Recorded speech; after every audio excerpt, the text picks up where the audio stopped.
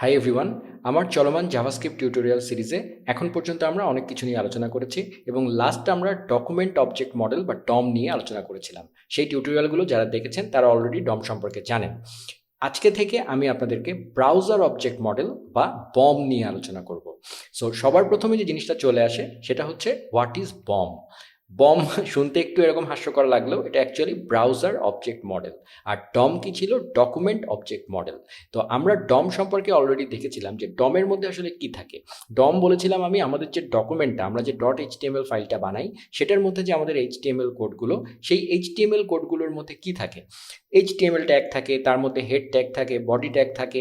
এই সমস্ত জিনিসকে আমরা একটা অবজেক্ট আকারে পেয়ে যাই এবং জাভাস্ক্রিপ্টের মাধ্যমে সেটাকে আমরা অ্যাক্সেস করতে পারি। সেই অবজেক্টটাই ছিল ডকুমেন্ট অবজেক্ট মডেল, মানে আমাদের পুরো HTML মার্কআপটার একটা অবজেক্ট রিপ্রেজেন্টেশন, সেটা হচ্ছে ডম। আর বম কি?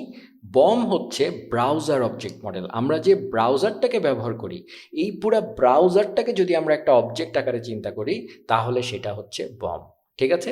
যেহেতু এটা ব্রাউজারের উপর ডিপেন্ড করে এবং ব্রাউজার যেহেতু বিভিন্ন কোম্পানির হয়, লাইক ইন্টারনেট এক্সপ্লোরার আছে, ফায়ারফক্স আছে, বিভিন্ন কোম্পানির এক একজনের এক একটা, গুগলের আছে ক্রোম।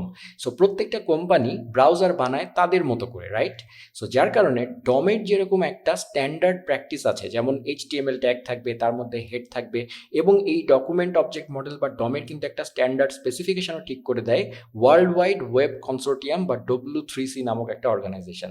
সো তাদের বেঁধে দেওয়া নিয়ম অনুযায়ী কিন্তু এই স্ট্রাকচারটা বানাতে হবে। কিন্তু ব্রাউজার অবজেক্ট মডেল বা বম নিয়ে এরকম কোনো স্পেসিফিকেশান নাই, স্ট্যান্ডার্ড নাই। যার কারণে পুরো ব্রাউজারটাকে কিভাবে অ্যাকচুয়ালি কোম্পানিগুলো ইমপ্লিমেন্ট করবে সেটা সম্পূর্ণ তাদের ব্যাপার। বাট পুরো ব্রাউজারটাকে যদি আমরা একটা অবজেক্ট আকারে চিন্তা করি এবং জাভাস্ক্রিপ্টের মাধ্যমে ওই ব্রাউজারের বিভিন্ন জিনিসপাতি নিয়ে যদি আমরা কাজ করতে চাই, যেমন ব্রাউজারের অ্যাড্রেস বার নিয়ে ধরেন আপনার কাজ করতে ইচ্ছা হলো, ব্রাউজারের আপনার হিস্ট্রি নিয়ে কাজ করতে ইচ্ছা হলো, আপনার যে পুরো স্ক্রিনটা আপনি যে মনিটরে দেখছেন সেই মনিটরটা নিয়ে কাজ করার ইচ্ছা হলো, এরকম সিচুয়েশন যদি হয় তাহলে আমাদেরকে বম অবজেক্টটা নিয়ে কাজ করতে হবে। তো এই বম অবজেক্টের সাথে ডম অবজেক্টের পার্থক্য হচ্ছে, আমরা বলতে পারি বম হচ্ছে অ্যাকচুয়ালি ডমের সুপার সেট। মানে ডমটা অ্যাকচুয়ালি বমের মধ্যে আছে, পুরো ব্রাউজারটা একটা অবজেক্ট, তার মধ্যে একটা সিঙ্গেল অবজেক্ট হচ্ছে ডম বা ডকুমেন্ট অবজেক্ট। ঠিক আছে? এছাড়াও বমের মধ্যে আরও কিন্তু অবজেক্ট আছে, সেইগুলো নিয়েই আমরা এই পরপর কয়েকটা ভিডিওতে আলোচনা করব। তো আমরা যদি পুরা বমের জিনিসটাকে আমরা যদি ভিজুয়ালি রিপ্রেজেন্ট করতে চাই তাহলে এরকম একটা ব্যাপার চলে আসবে।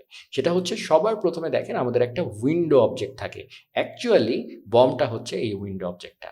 আমরা ব্রাউজারে যা পাচ্ছি সেটা পুরাটা সম্পূর্ণ জিনিসটা একটা বিশাল উইন্ডো নামক গ্লোবাল অবজেক্টের মধ্যে থাকে।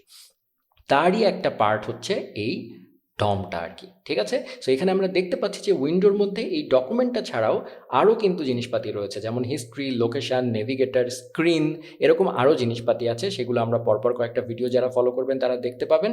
তো এটারই একটা পার্ট কিন্তু হচ্ছে ডকুমেন্ট। ঠিক আছে? সো এই স্ক্রিন দেখে আপনারা দেখতে পাচ্ছেন এবং সবাই মিলে হচ্ছে ব্রাউজার অবজেক্ট মডেল বা বম।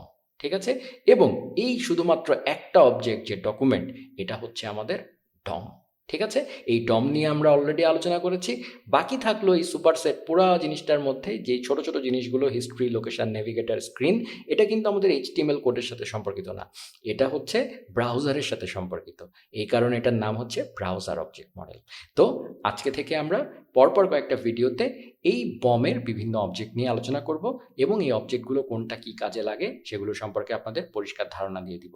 তো আশা করি পরের টিউটোরিয়ালগুলো থেকে আপনারা একটা একটা করে সেগুলো দেখতে থাকবেন।